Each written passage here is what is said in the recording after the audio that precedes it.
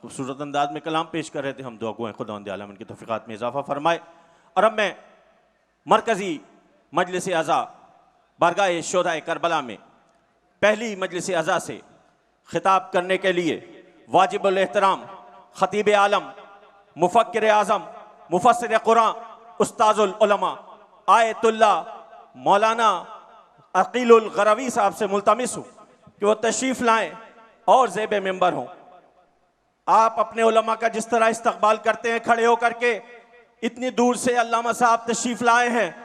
نعرہ تکبیر، نعرہ تکبیر، نعرہ رسالت، نعرہ رسالت، نعرہ حیدری، حیدری بر محمد و آل محمد صلوات.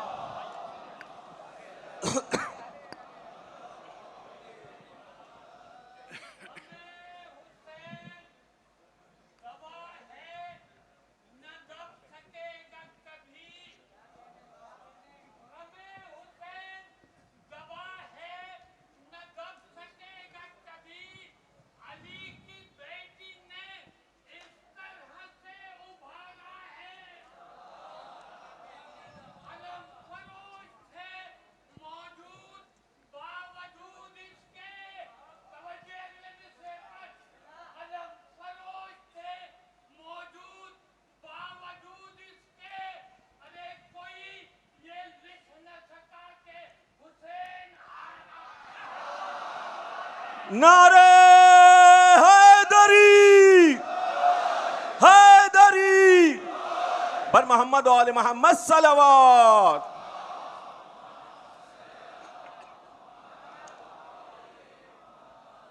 فاتحہ.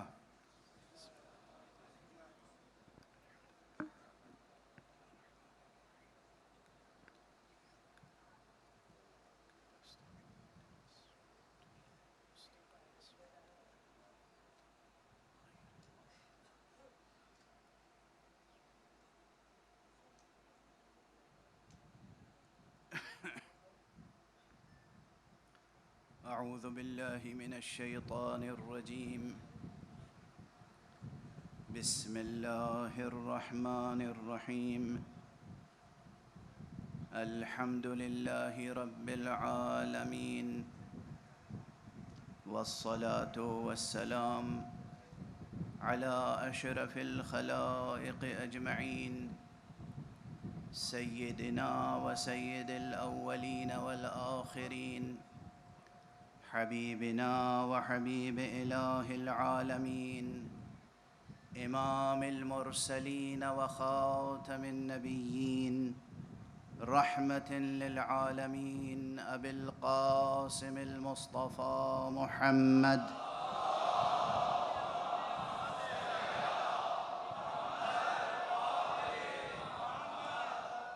وعلى أهل بيته الطيبين الطاهرين الهداة المهديين المعصومين المظلومين واللعنة الدائمة على أعداء الحق والدين.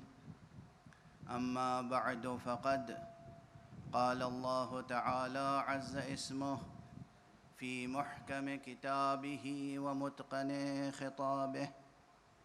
بسم الله الرحمن الرحيم.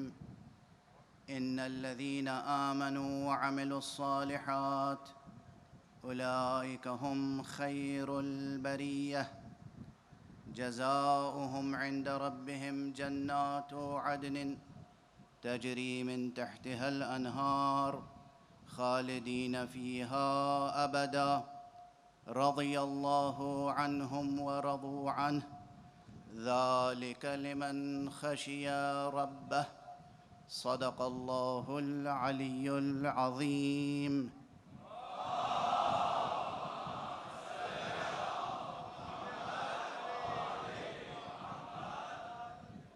ایک اور بلند تر صلوات پڑھ لیں محمد.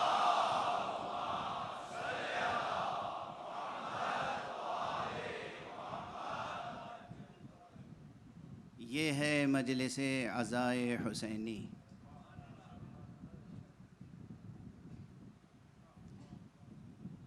جو زیر پرچم حضرت امام وفا ابو الفضل العباس منعقد ہو رہی ہے۔ یہ جملے میں اس لیے کہہ رہا ہوں، عرض کر رہا ہوں کہ انہی دو جملوں میں پورا پیغام سمویا ہوا ہے۔ مجلس عزائے حسینی اور زیر پرچم ابو الفضل العباس، ان دو فقروں کی معنویت سمجھ میں آ جائے تو یہ بات بہت واضح ہو جائے گی کہ اس مجلس میں جو بھی آئے گا یا اس مجلس کا فیض جہاں تک بھی پہنچے گا، محبت اور وفا تقسیم ہوتی چلی جائے۔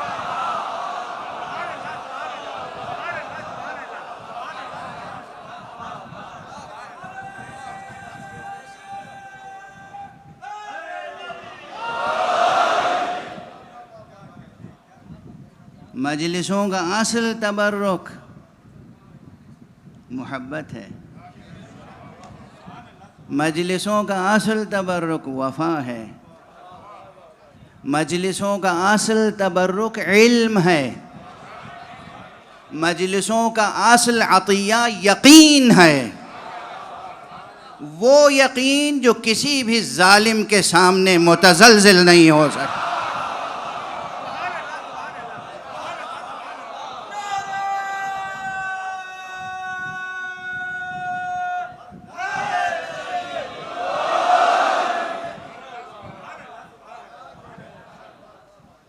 اس مرتبہ اس عشرہ مجالس کے لیے جو عنوان میں نے منتخب کیا ہے،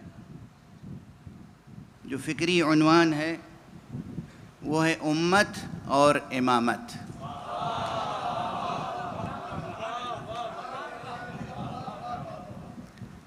قرآن حکیم کے سورہ مبارکہ بینہ کی یہ دو آیتیں سرنامہ قرآنی ہیں، اور ان دونوں آیتوں کے ضمن میں جو فکری عنوان ہے وہ ہے امت اور امامت۔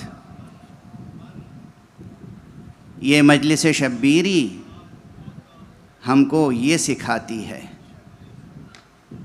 یہ مجلس شبیری ہم کو یہ سکھاتی ہے، امت ہو تو کیسی ہو، رہبر ہو تو کیسا ہو۔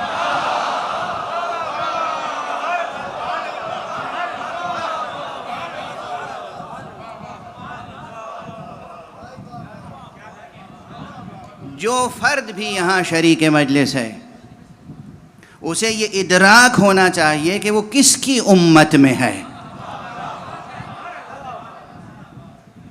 اور اس کا حقیقی رہبر کون ہے، اس کا حقیقی امام کون ہے، اس کا حقیقی رہنما کون ہے، اور اس کا حقیقی ہدف اور مقصد اور غرض اور غایت کیا ہے۔ بہت وضاحت کے ساتھ، بہت روشن ادراک ہونا چاہیے، اس میں کسی بھی قسم کا ابہام، کسی بھی قسم کی ایمبیگویٹی، کسی بھی قسم کا تردد، تأمل، تشکیک ممکن نہیں ہے کہ داخل ہو جائے۔ یقین ایسا محکم بنائیں۔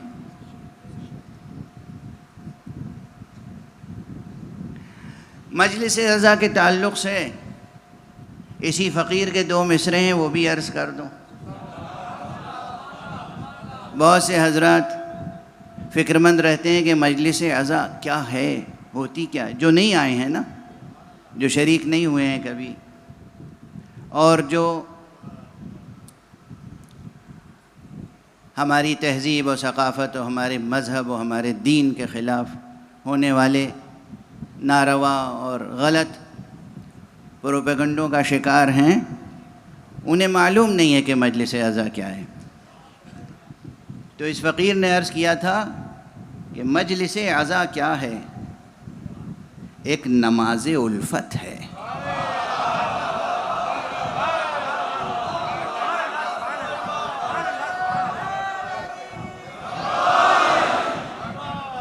مجلس عزا کیا ہے، ایک نماز الفت ہے، یا علی عزا اپنی یا حسین اقامت ہے۔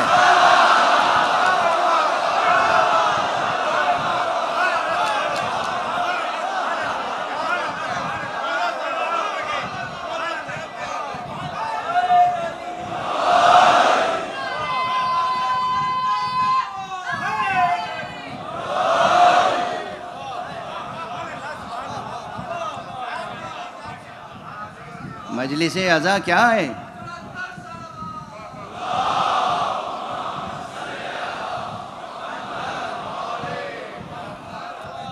ایک نماز الفت ہے. یہ الفت، یہ محبت، یہ انس، یہ عشق، یہ مودت، یہ الفاظ آپ سنتے رہتے ہیں اکثر. اس کی معنویت کو دل و دماغ میں اجاگر کرنے کی کوشش کیجیے. اور پھر اسی ضمن میں اسی تسلسل سے گفتگو جب بڑھ رہی ہے آگے، تو میں یہ بھی عرض کر دوں کہ جو اصلاً ملحد ہیں، خدا ناشناس ہیں، یا خدا کے دشمن ہیں، خدا کے منکر ہیں، اور جو خدا کے دشمن ہیں اور منکر ہیں وہ بھی دراصل خدا ناشناس ہیں. خدا وہ حقیقت ہے جسے پہچان کے کوئی اس کا دشمن نہیں ہو سکتا.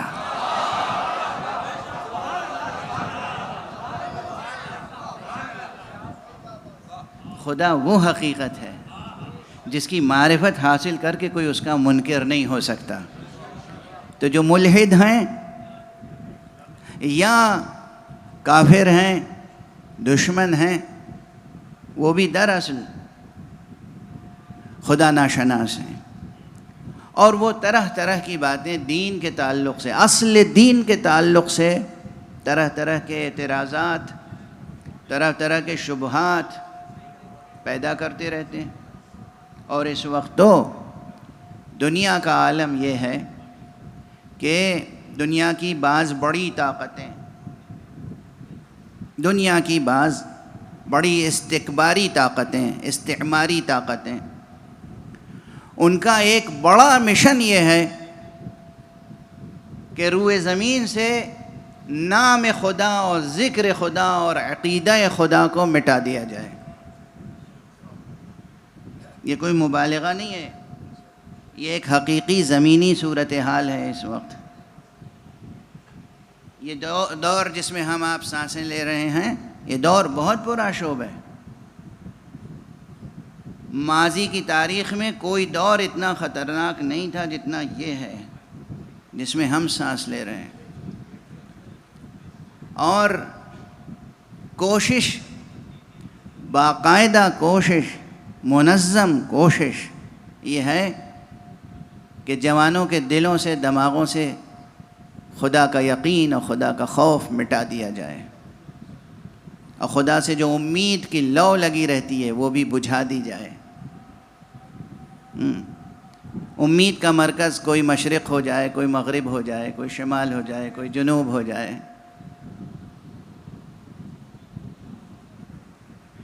اور اس کے لیے نہ جانے کتنی کوششیں ہو رہی ہیں.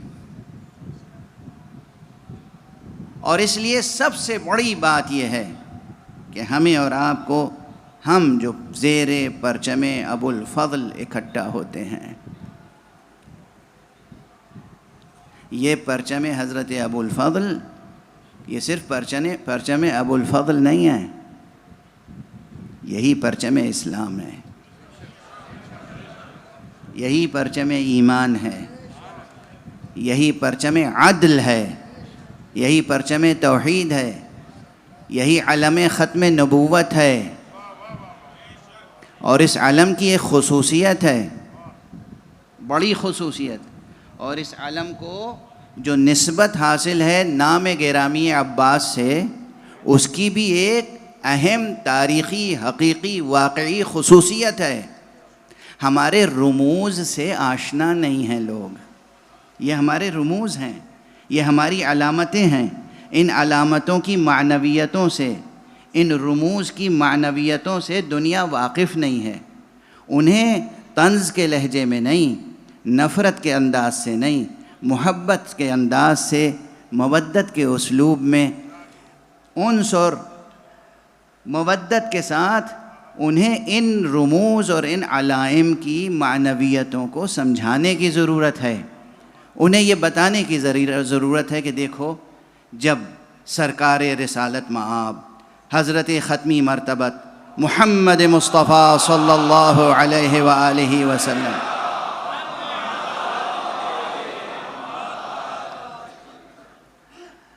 جب مدینے سے بدر کی لڑائی کے لیے نکلے تھے تو آپ کے لشکر میں کوئی پرچم تھا نہیں تھا؟ سب کہیں گے تھا، پرچم تھا، علم تھا، رعیت موجود تھا. رعیت کہتے ہیں وہ پرچم جو سپہ سالار کے ہاتھ میں ہوتا ہے، عربی میں اسے کہتے ہیں رعیہ. ہم کہتے ہیں اسے علم. علم اور رعیت کے لیے بہت سے الفاظ ہیں. علم ہے اور پرچم ہے فارسی میں، اور بیرق ہے، اور خاص ایک پرچم تھا سرکار رسالت مآب صلی اللہ علیہ وآلہ وسلم کا.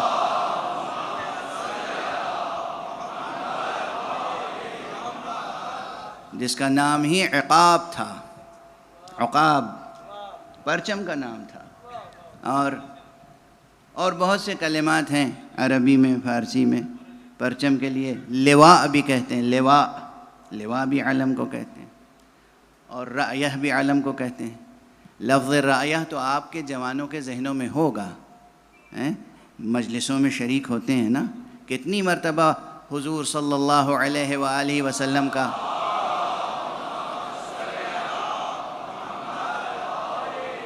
وہ جملہ سنا ہوگا، یا جو حضرات بھی تاریخ اسلام کا مطالعہ کرتے ہیں، حضور علیہ الصلوۃ والسلام کی جنگوں کا مطالعہ کرتے ہیں، وہ جانتے ہیں کہ جنگ خیبر میں جب حضرت ختمی مرتبہ صلی اللہ علیہ وآلہ وسلم نے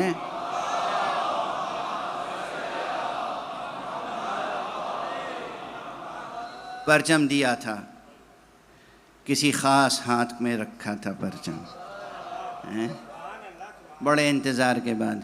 تو یہ حدیث صحاح میں موجود ہے، حدیث کی صحیح کتابوں میں موجود ہے. تمام ملت اسلامیہ کے ہاں کوئی اس کی تکذیب نہیں کر سکتا، کوئی اسے جھٹلا نہیں سکتا کہ حضرت نے فرمایا تھا لَأُعْطِيَنَّ الرَّأْيَةَ غَدًا.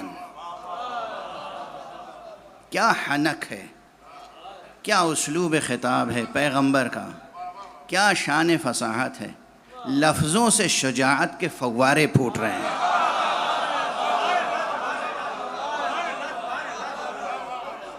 لَأُعْطِيَنَّ الرَّأْيَةَ غَدًا رَجُلًا كَرَّارًا. کل میں اسے علم دوں گا جو مرد ہوگا، بڑھ بڑھ کے حملے کرنے والا ہوگا. بعض روایتوں میں یہ تصریح بھی موجود ہے غیر فرار، وہ میدان جنگ سے پیٹھ پھیرا کے بھاگنے والا نہیں ہوگا.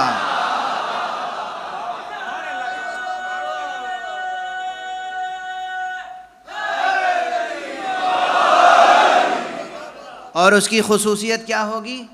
اب یہاں تو شاہد مقام شاہد میں، مقام استشہاد میں صرف لفظ رعیت کے لیے میں نے کہا کہ رعیت یہ وہ مبارک لفظ ہے جو زبان مبارک ختمی مرتبت پر آیا ہے. رعیت یعنی علم، لواء، رعیت، علم.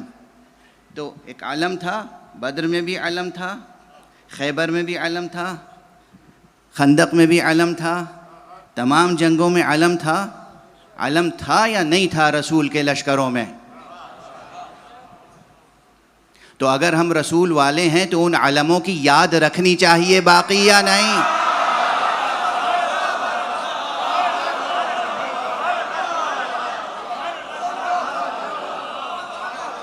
بھائی علامتی طور پر، رمز کے طور پر، علامت رمز محفوظ رکھتے ہیں نہیں، علامت محفوظ رکھتے ہیں نہیں. کہاں ہے یہ علامت؟ کہاں ہے یہ علامت؟ امتیوں کے پاس ہے.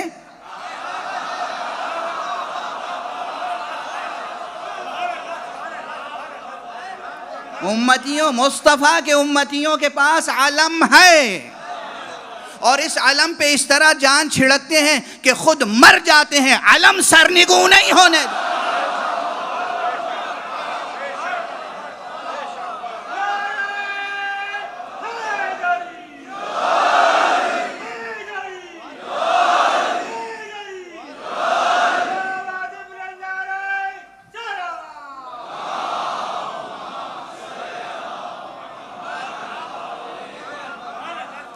یہ جملہ تو میں کراچی میں عرض کر رہا ہوں، یہ تو میں نے اپنی آنکھوں سے منظر دیکھا ہے. یہ یہاں میں نے روز عاشورہ اپنی آنکھوں سے منظر دیکھا ہے. ہیں کہ سانحہ ہوا، حادثہ ہوا، بم بلاسٹ ہوا، جوان شہید ہو گئے، مگر علم سرنگوں نہیں ہونے دیا۔ کچھ ایسے ہوتے ہیں جن سے میدان میں علم سنبھلتا نہیں۔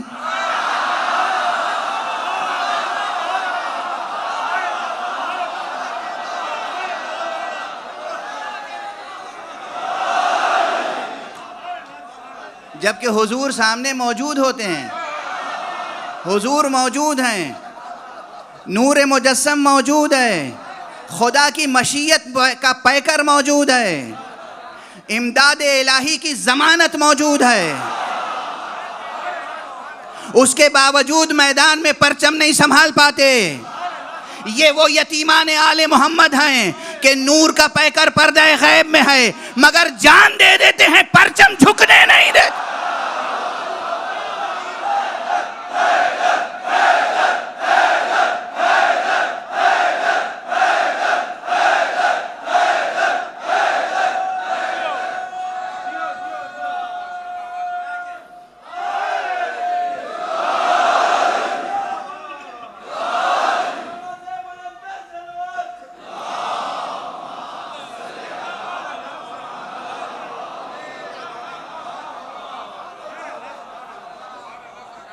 اب اس پرچم کا رشتہ، اس کی نسبت، اس کی تاریخ ذہن میں آئی؟ یہ ہماری امت کے رموز میں سے ہے، اور یہ امامت کے رموز میں سے ہے۔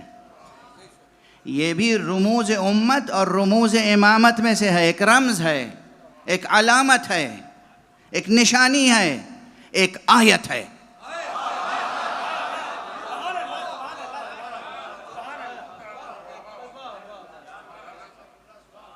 بدر میں علم تھا، اور کس کے ہاتھ میں تھا؟ احد میں علم تھا، خیبر میں علم تھا، خندق میں علم تھا، حنین میں علم تھا۔ اور دست ادب جوڑ کے ایک جملہ عرض کرنے کا دل چاہتا ہے۔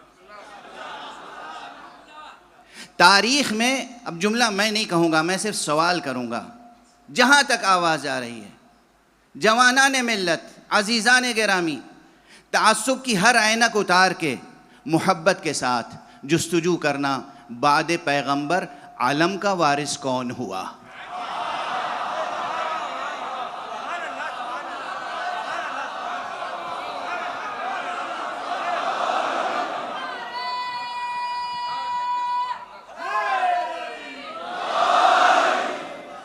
ہر مورخ سے پوچھو، کوئی جواب دے گا واضح روشن، کوئی جواب دے گا مبہم، کوئی جواب نہیں دے گا آنکھیں جھکا لے گا، کوئی جواب نہیں دے گا دور چلا جائے گا۔ لیکن یہ جستجو بیدار رکھنا، مقام ختم نبوت کا پرچم اور علم بعد مقام ختم مرتبت، اس کا وارث کون ہوا؟ علمدار تو موجود تھا نا۔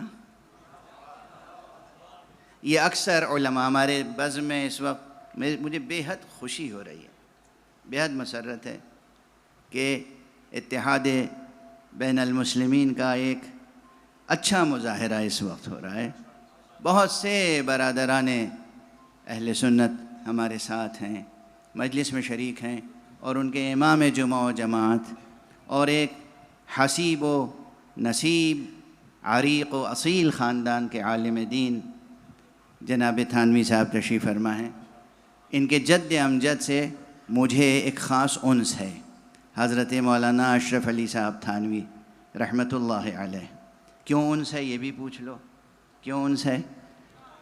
اس لیے انس ہے کہ جب میں نے ان کے قرآن مجید کا ترجمہ پڑھنا شروع کیا اور آیہ مباہلہ پہ پہنچا، تو میں نے دیکھا کہ آیہ مباہلہ کے ترجمے کے بعد حاشیے پر انہوں نے صاف صاف لکھا کہ رسول اپنے ساتھ علی کو لے گئے تھے، زہرا کو لے گئے تھے، حسن کو لے گئے تھے۔ ایسا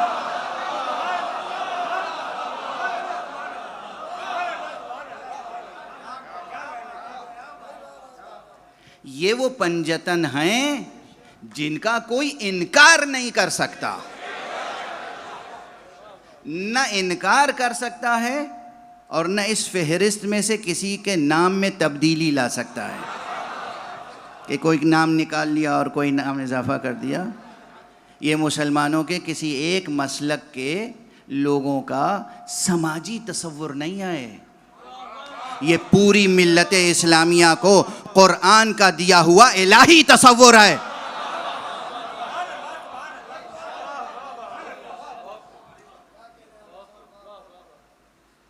جب تک قرآن مجید میں 2 آیتیں موجود ہیں، کم سے کم 2 آیتیں، ورنہ آیات تو بہت ہیں.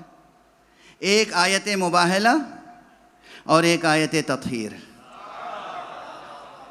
اس وقت تک کوئی پنجتن کے تصور سے انکار نہیں کر سکتا، پنجتن کی حقیقت سے انکار نہیں کر سکتا، اور اس تصور، اس قرآنی تصور اور مفہوم کے مصادیق سے انکار نہیں کر سکتا. مصداق میں کوئی ابہام پیدا نہیں کر سکتا. بہرحال یہ موجود ہیں اور ان کے سامنے عرض کر رہا ہوں میں. پروردگار ان کے عمر و اقبال میں بھی اضافہ فرمائے اور یہ ہمیشہ اسی طرح وحدت ملت اور وحدت اسلامی کے رمز بنے رہیں. تمام علماء اسلام نے یا اکثر نے، اب یہاں اکثر کہنے دیجئے چونکہ ایکسیپشنز تو ہر جگہ ہوتے ہیں، استثناء تو ہر جگہ ہے، شذوذ تو ہر جگہ ہوتے ہیں، تو اکثر نے یہ اعتراف کیا ہے کہ اکثر بلکہ تمام تر غزوات پیغمبر میں پیغمبر کا خاص علم دست علی میں ہوتا تھا.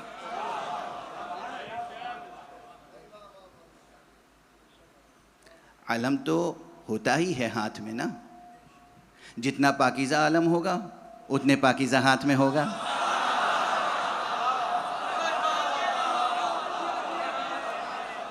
جتنا عظیم علم ہوگا اتنے عظیم ہاتھوں میں ہوگا. جس کا علم ہوگا اس کے ہاتھ میں ہوگا. نبی کے پاس اللہ کا علم تھا، دست خدا میں رہا.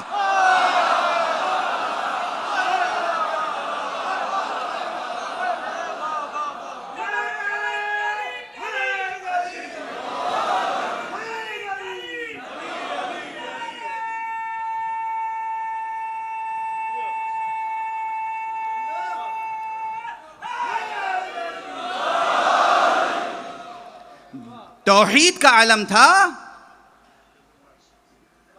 توحید کا علم تھا تو دست خدا کے علاوہ کسی ہاتھ میں رہ بھی نہیں سکتا تھا.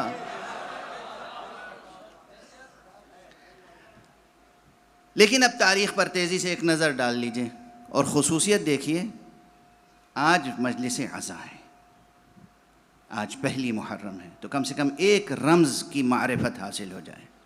رموز اسلام میں سے، رموز امت میں سے، رموز ملت میں سے، رموز امامت میں سے، رموز امت میں سے ایک رمز کم سے کم معرفت میں آ جائے. یہ کیوں ہم سجائے رکھتے ہیں، اس پہ جان چھڑکتے ہیں.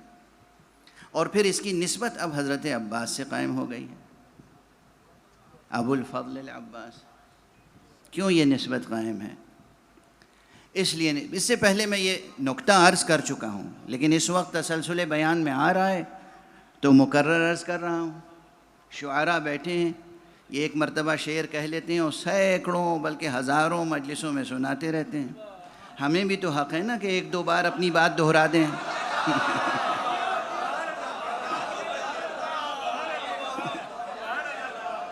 بشرطے کہ وہ بات مفید بھی ہو، وہ بات ضروری بھی ہو. تو اس لیے میں اپنی ہی کہی ہوئی بات دہرا رہا ہوں. سینے پہ ہاتھ رکھ کے، بہت دل پہ ہاتھ رکھ کے غور سے سنیے گا یہ مرحلہ. توحید کا علم دست علی میں رہا حیات پیغمبر میں صلی اللہ علیہ وآلہ وسلم.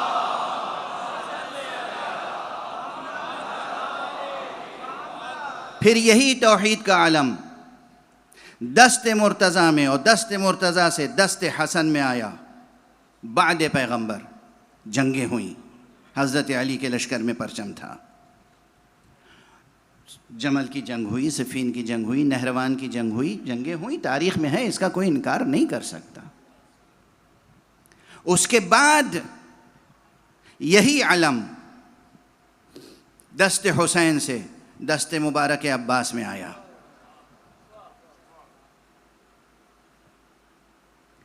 لیکن اب یہ علم ہر جگہ علم عباس کہلاتا ہے.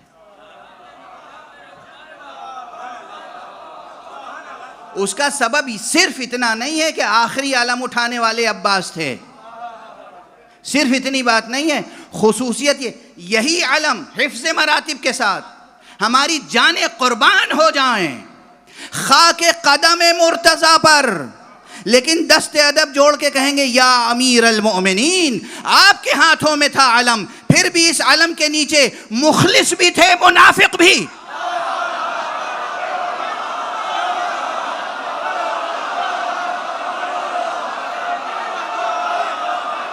یہ تاریخی اور قرآنی حقیقت ہے.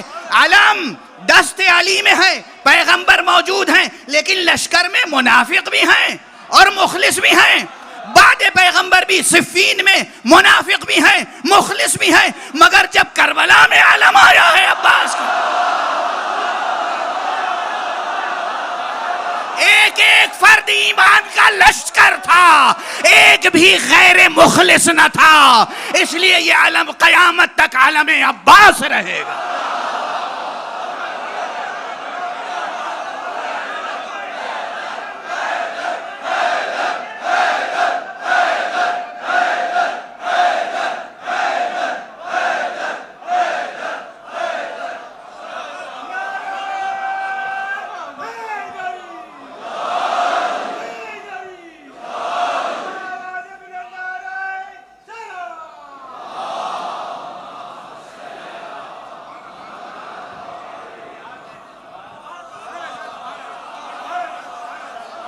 خدا سلامت رکھے ان جوانوں کو، خدا سلامت رکھے ان ہاتھوں کو کہ جو محرم کا چاند دیکھتے ہی علم سجنے کے لیے تیار ہو جاتے ہیں. خدا سلامت رکھے ان جوانوں کو جو علم کو اٹھاتے ہیں عقیدت و احترام کے ساتھ. اور یہ صرف عقیدت و احترام نہیں، یہاں یقین اور عہد وفا ہے. عقیدت سے بہت بلند مرتبہ ہے یقین کا، یقین اور عہد وفا. خدا آپ سب کو سلامت رکھے. یہ ہے رموز ہمارے. ایک رمز کی بات میں نے عرض کی. دیکھیے، میں یہ گزارش کروں گا منتظمین سے کہ مجلس کو اگر ممکن ہو تو وقت پر شروع کر دیں. محرم ہے، ہر عزا خانے میں مجلس ہوتی ہے، ہر مجلس مرکزی مجلس ہوتی ہے.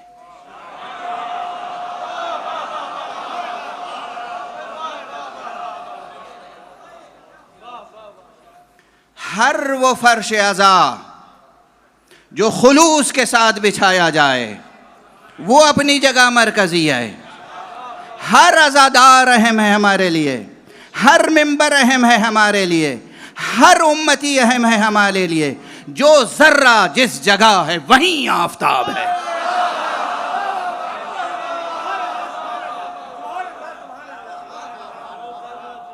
ہر عزادار دوسرے عزادار کا احترام کرے. ہر بزم مجلس سجانے والا دوسروں کا بھی احترام کرے. ہر انجمن دوسری انجمن کا احترام کرے.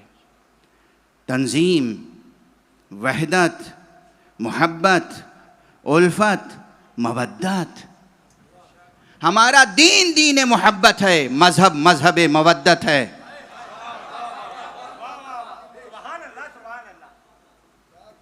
یاد رکھنا یہ فکر ہے. جو جملہ عرض کرنا چاہ رہا تھا، یہ درمیان میں باتیں آتی چلی گئیں. جو آغاز ہی میں فقرہ عرض کرنا چاہتا تھا کہ جو ملحد ہیں، جو خدا ناشناس ہیں، وہ طرح طرح کے شکوک و شبہات ذہنوں میں پیدا کرتے ہیں. اور وہ ایک بات تقریباً مشترک یہ بھی کہتے ہیں کہ دین تو غلام بنا دیتا ہے انسان کو. دین تو دلوں اور دماغوں پر پہرے بٹھا دیتا ہے. دین کی بات آپ کرتے ہیں، خدا کی بات کرتے ہیں، خدا پر یقین اور دین اور شریعت، یہ سب تو ہاتھ پاؤں کی زنجیریں ہیں. انسان غلام ہو جاتا ہے، ترقی کی راہیں مسدود ہو جاتی ہیں. یہ شکوک ہیں، شبہات ہیں، فریب کارانہ باتیں ہیں. یہ کوئی بھی متفلسف یعنی فلسفی نما کہے تو سمجھ لیجئے گا یہ فلسفہ نہیں ہے، سفسطہ ہے. یہ حکمت نہیں ہے، عیاری کی باتیں ہیں، جہالت کی باتیں ہیں. دین کی بنیاد یاد رکھنا، یہ ایک فقرہ یاد رکھنا. جوانان عزیز بطور خاص، میری مائیں بہنیں جہاں تک سن رہی ہیں اپنے بچوں کو تلقین کریں یہ جملے. دین کی بنیاد اللہ نے غلامی پر، بندگی پر نہیں رکھی ہے، محبت پر رکھی ہے. ممکن ہے کوئی اعتراض کرے، یہ علماء تشریف فرمائیں، اہل دانش ہیں، کہ یہ کیا کہہ دیا صاحب. دیکھیے یہ بالکل قرآن کے خلاف کہہ دیا. قرآن مجید میں تو ہے کہ وما خلقت الجن والانس الا لیعبدون، ہم نے تو جنوں اور انسانوں کو پیدا ہی نہیں کیا مگر یہ کہ وہ بندگی کریں.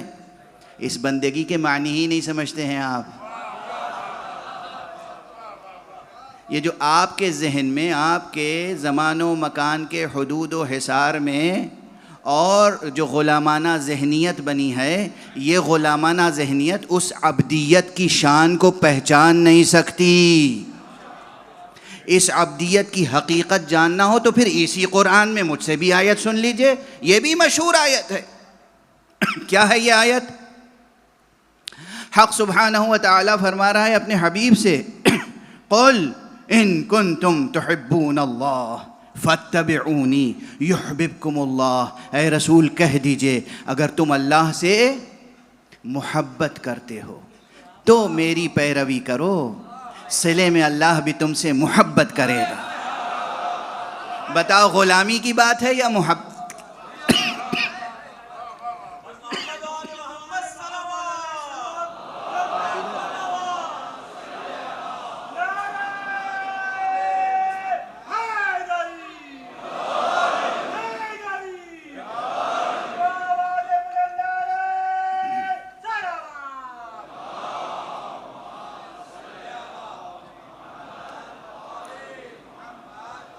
محبت کا پیغام ہے یا غلامی کا؟ قرآن پڑھ رہا ہوں نا میں آپ کے سامنے. قل کہہ دیجئے ان کنتم تحبون اللہ، اگر تم اللہ سے محبت کرتے ہو. کیا کرتے ہو؟ محبت کرتے ہو. فاتبعونی، تب میری پیروی کرنا.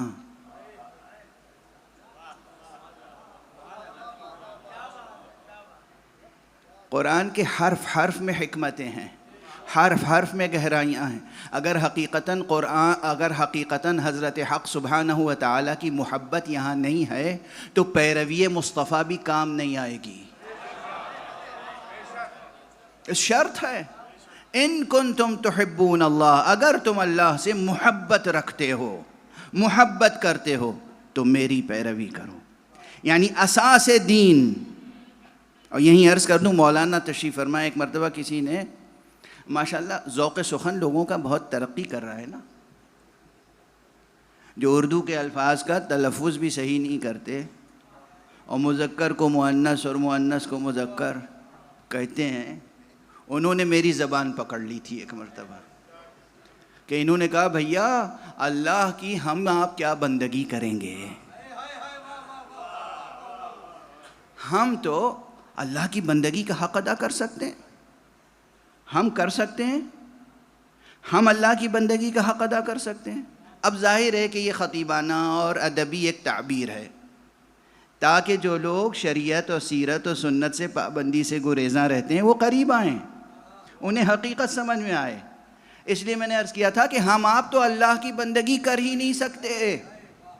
دراصل ہم پیدا ہوئے ہیں محمد اور علی جیسے اللہ کے بندوں کی بندگی کے لیے.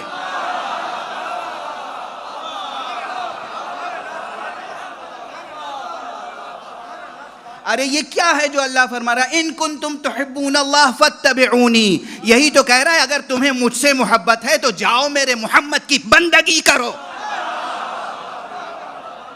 یعنی غلامی، یعنی پیروی، یعنی ان کے نقش قدم پر سجدے کرتے ہوئے آگے بڑھو. جملہ یاد رکھنا، میں نے یہ نہیں کہا ان کے نقش قدم پر اپنے نقش قدم بناؤ.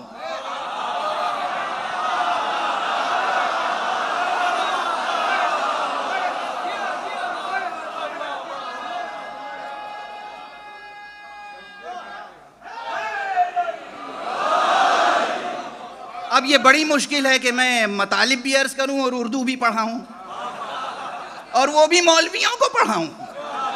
صلوات پڑھ دیجئے محمد و آلہ.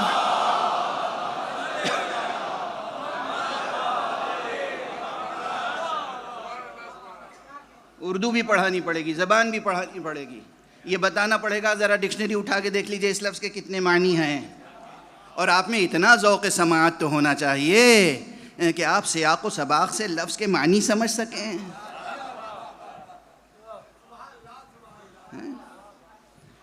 شرط پیروی مصطفیٰ, شرط غلامی مصطفیٰ, شرط بندگی محمد یہ ہے کہ انسان اللہ سے محبت کرتا ہو. دنیا کے تمام ملحدوں کو بتاؤ, دین کی بنیاد غلامی نہیں محبت ہے. محبت. اور محبت کا انعام کیا ہوگا؟ قرآن مجید ہی میں اللہ نے فرمایا حل جزاء الاحسان الا الاحسان.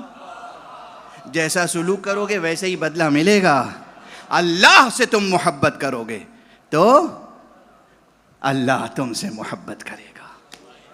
اللہ اکبر. کیا مرتبہ ہے, کیا مرتبہ ہے, کیا عظمت ہے آپ کی, آپ کی کیا عظمت ہے. اپنی عظمت کو ڈسکور کریں. قل ان کنتم تحبون اللہ فاتبعونی یحببکم اللہ. اگر تم اللہ سے محبت کرتے ہو تو میری پیروی کرو, اللہ تم سے محبت کرے گا.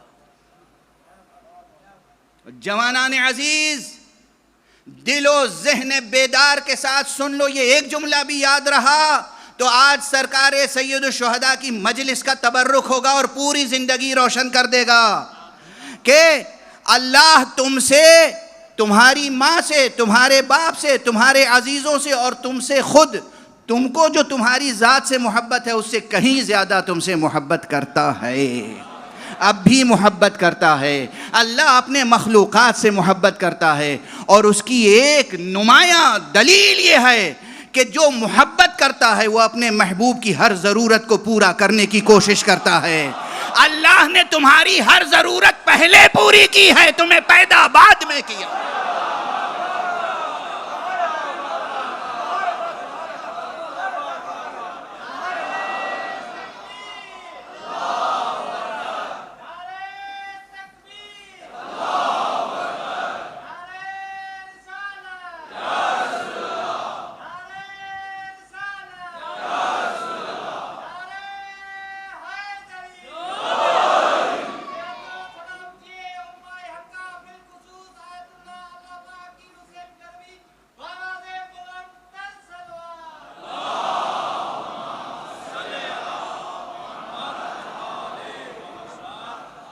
بات یہاں تک آ گئی, وقت بھی ختم ہو گیا.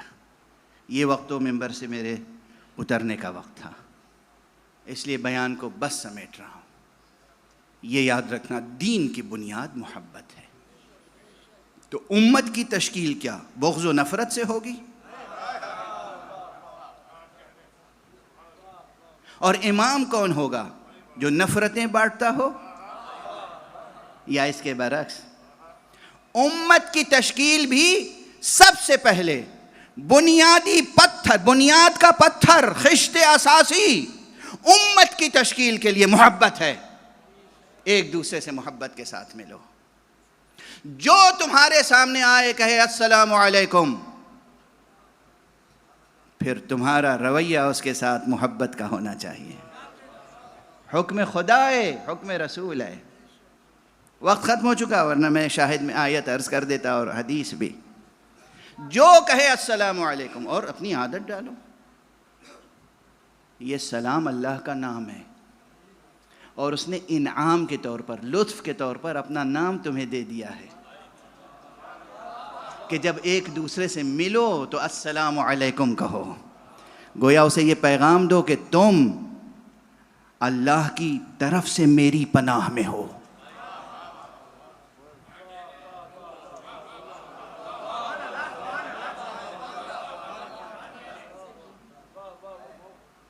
یہ سلام کا رشتہ, سلام کا رشتہ, محبت کا رشتہ, مودت کا رشتہ بھول کیوں گئے؟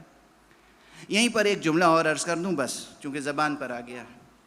سلام یاد کرو، سلام کہنے کی عادت ڈالو. السلام علیکم، پہلے زبان پہ السلام علیکم آئے، اس کے بعد یا علی مدد کہہ سکتے ہو.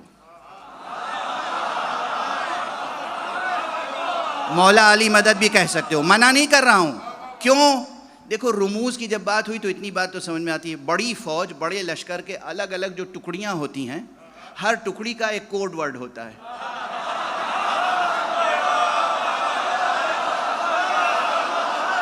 جب ہم کہتے ہیں السلام علیکم یعنی ہم لشکر اسلام میں ہیں. جب کہتے ہیں یا علی مدد یعنی ہم علی والے ہیں.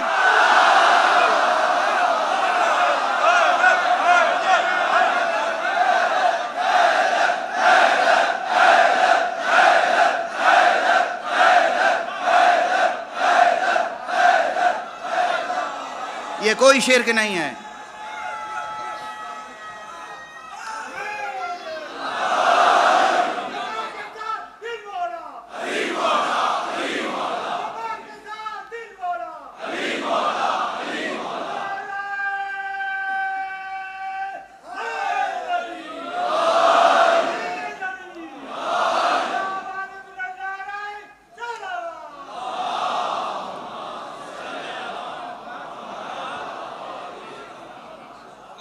بھئی دنیا میں آپ جائیے، ہر جگہ ایک دوسرے سے جب ملاقات ہوتی ہے، آمنا سامنا ہوتا ہے، تو ایک سماجی طور پر، حالانکہ یہ سماجی طور پر اس میں بہت سی چیزیں شامل ہوتی ہیں، تہذیبی روایات، اقدار کی روایتیں، قدریں، اخلاقیات، مورلز، بہت سی چیزیں انوالو ہوتی ہیں ایک کلمہ رمز کی تشکیل میں.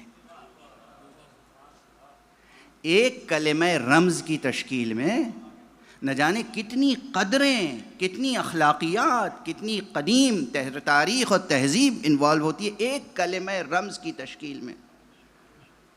اب آپ عرب میں جائیے، ایک عرب دوسرے عرب کو دیکھ کے کہتا ہے مرحبا، وہ کہتا ہے مرحبا، کوئی نہیں کہتا تم مشرک ہو.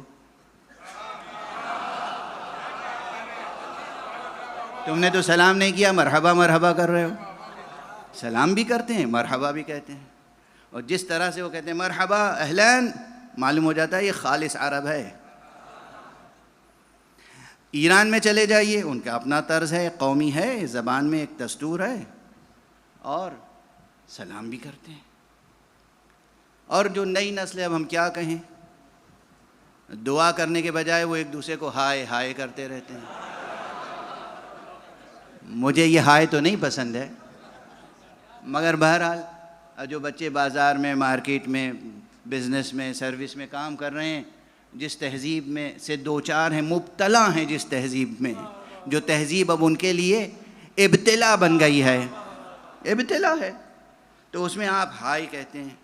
کوئی فتویٰ اب تک تو نہیں آیا کہیں سے کہ ہائے کہنا شرک ہے یا بدعت ہے. ہائے کہنا شرک نہیں ہے، بدعت نہیں ہے. مرحبا کہنا شرک نہیں ہے، بدعت نہیں ہے. خوش آمدید کہنا بدعت نہیں ہے. اور اگر ایک مخصوص گروہ یا علی اور مولا علی کہہ کے ایک دوسرے سے ملتا ہے تو شرک ہو جائے گا.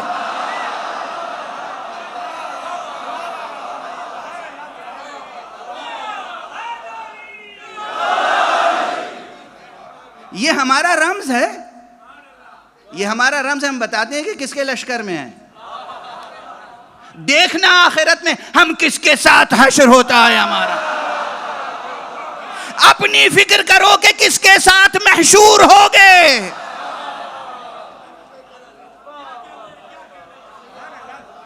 تو جوانوں یاد رکھنا اس فقیر کی بات. السلام علیکم یاد رکھو، پہلے السلام، تاکہ معلوم ہو لشکر اسلام کا ہے، بندہ مسلمان ہے، قرآن کا امتی ہے، مصطفیٰ کا امتی ہے. ہاں، السلام علیکم یا علی مدد.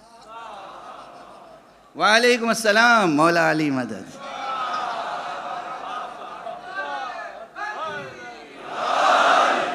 تاکہ حسب بھی روشن ہو جائے، نسب بھی روشن ہو.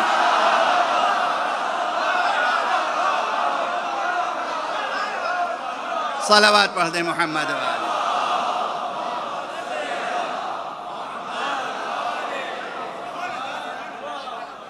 حضور صلی اللہ علیہ وآلہ وسلم کا ارشاد ہے،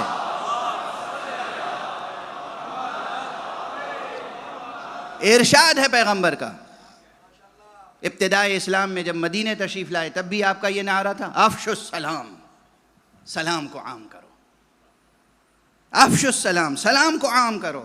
حضور کا حکم ہے، صرف اس وقت تک کے لیے تھوڑی ہے، قیامت تک کے لیے افشوا السلام عام کرو۔ وَأَطْعِمُوا الطَّعَامَ، اور بھوکوں کو کھانا کھلاؤ۔ وَصَلُّوا فِي اللَّيْلِ وَالنَّاسُ نِيَامٌ، اور رات کی تاریکیوں اور تنہائیوں میں اللہ سے راز و نیاز کرو، نمازیں پڑھو جب ساری خلقت سو رہی ہو۔ کیا تہذیب سکھائی ہے۔ تو پہلا جز آج عرض کیا ہے، دیکھیے امت کی تشکیل کے لیے ایک فکری بنیاد ہونی چاہیے، ایک ہدف ہونا چاہیے، وحدت کے رموز ہونے چاہیے، آداب ہونے چاہیے۔ آج میں نے پہلی ہی مجلس میں کئی باتیں عرض کر دیں۔ اساس، ہماری پہلی اساس محبت ہے، محبت، دین کی اساس محبت ہے، امت کی اساس بھی محبت ہونی چاہیے۔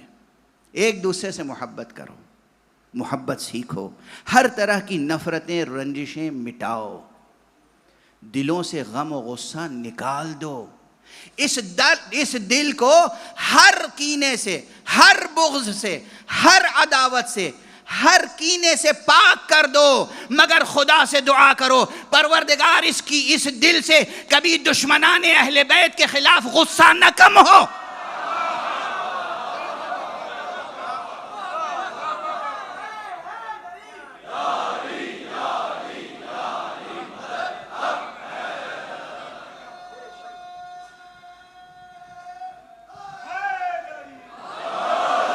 اور یہ نعرہ کوئی صرف ہمارا نعرہ تھوڑی ہے، تم اس روئے زمین پر جس مسلمان سے، جس اچھے مسلمان سے ملو گے، کہو گے اہل بیت کے دشمنوں کے لیے کیا رائے ہے بھائی تمہاری، وہ فوراً کہے گا دشمنان اہل بیت پر لعنت۔ ہر مسلمان، خدا کی قسم ہر مسلمان، کوئی دیوبندی ہو، کوئی بریلوی ہو، کوئی کسی بھی مسلک کا ہو، بزرگان اہل حدیث سلفی علماء بزرگ کہتے ہیں دشمنان اہل بیت پر لعنت ہو، قاتلان حسین پر لعنت ہو۔ صاف صاف ان کی کتابوں میں لکھا ہوا ہے۔ جب وہ کہہ رہے ہیں دشمنان اہل بیت پر لعنت، جب وہ کہہ رہے ہیں قاتلان حسین پر لعنت، تم ان سے کیوں لڑتے ہو؟ ان سے سوء ظن کیوں ہے؟ بدظنی کیوں ہے؟ سب کو سینے سے لگاؤ، امت محمد بن جائے، سب کو زیر پرچم عباس جمع کرنے کی کوشش کرو۔ اور جب کوئی زیارت پڑھنے کے لیے پوچھے کہ یہ تم لوگ کیوں کہتے ہو السلام علیک یا ابا عبداللہ، تو بس ایک جواب دے دینا، رسول نے کہا تھا افشوا السلام، سلام عام کرو، سب کے لیے کہا تھا، لیکن حضور کا نواسہ وہ تھا جسے روز عاشورہ کوئی سلام کرنے کے لیے تیار نہ تھا۔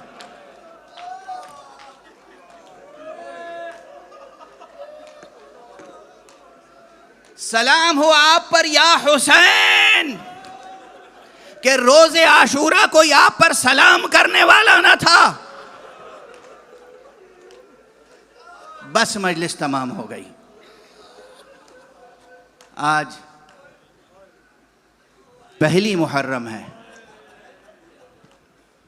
پہلی محرم۔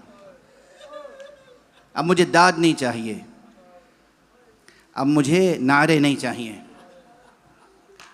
ایک شعر صبح کی مجلس میں نے پڑھا تھا، وہ دہرا رہا ہوں، صرف یاد رہ جائے جنہیں، کہ لوگ پوچھتے ہیں کہ تم سال کا آغاز ذکر حسین سے کیوں کرتے ہو؟ تو کسی شاعر کی زبان میں نے جواب دیا تھا، زندگی کو جو تعلق تیرے پیغام سے ہے، زندگی کو جو تعلق تیرے پیغام سے ہے، ہر نئے سال کا آغاز تیرے نام سے ہے۔ یہ ممکن نہیں ہے کہ ہماری یہ تہذیب بدل جائے، ممکن نہیں ہے کہ ہمارا یہ طریقہ عمل بدل جائے۔ جب بھی نیا سال شروع ہوگا تو ہم کہیں گے السلام علیک یا ابا عبداللہ، اے آقا اے حسین، آپ نے ہمیں اہل توحید بنایا ہے، آپ نے ہمیں اہل وحدت بنایا ہے، آپ نے ہمیں وحدانیت سکھائی ہے، آپ نے ہمیں رسالت سے مربوط رکھا ہے، آپ نے ختم نبوت کے مقام کی حفاظت کی ہے، آپ نے نوک نیزہ پر قرآن کی تلاوت کر کے قرآن کو ضائع اور برباد ہونے سے اور قرآن کو تحریف ہونے سے، تحریف سے بچایا ہے۔ سلام ہو آپ پر یا حسین، سلام ہو آپ پر اور آپ کے علمدار عباس پر، سلام ہو آپ پر اور آپ کے کڑی الجوان علی اکبر پر، سلام ہو آپ پر اور آپ کے چھمائے اصغر پر، سلام ہو آقا آپ پر اور آپ کے بھتیجے شہید قاسم پر جس کا لاشا بھی پامال۔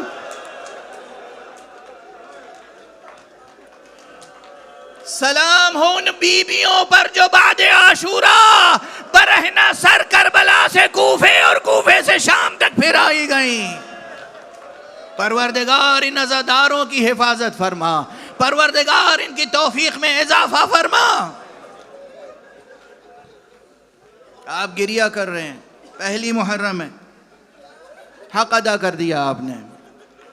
ہاں یہ بھی مجازاً عرض کر رہا ہوں، ابھی تو کسی تفصیلی بیان کی اب تو دامن وقت میں گنجائش بھی نہیں ہے، لیکن کسی تفصیلی بیان کی طرف میں نے آپ کو متوجہ نہیں کیا، مگر آپ گریہ فرما رہے ہیں۔ پہلی محرم کو عموماً لوگ آقا حسین کا مدینے سے سفر ذکر کرتے ہیں۔ سلام ہی کے تعلق سے بات ہے تو بس میں یہ سلام عرض کر یاد دلا دوں کہ آقا حسین 28 رجب کو نانا کی قبر پہ آئے کہا السلام علیکہ یا جدہ،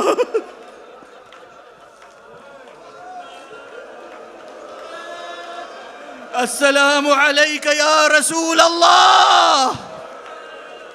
نانا آپ پر سلام، اللہ کے رسول آپ پر سلام۔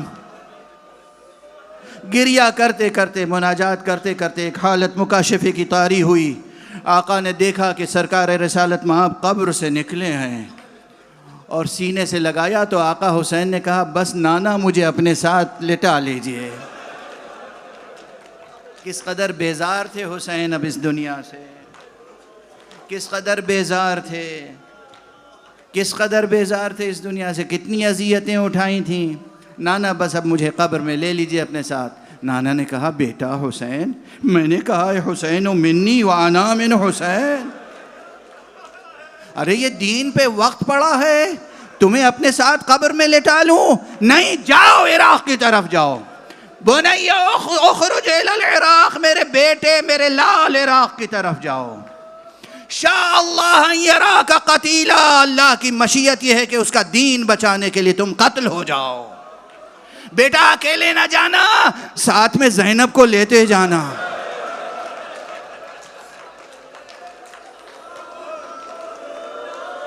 بیٹا تنہا نہ جانا، عباس کو اور زینب کو لیتے جانا، کنبے کو لے کے جانا۔ شاء اللہ ان یراہن سبایا، یہ بھی اللہ کی مشیت ہے کہ انہیں اللہ کی راہ میں اسیر دیکھے۔ زنجیروں میں جکڑ کے سید سجاد کو کربلا سے کوفے سے شام تک لے جایا جائے گا۔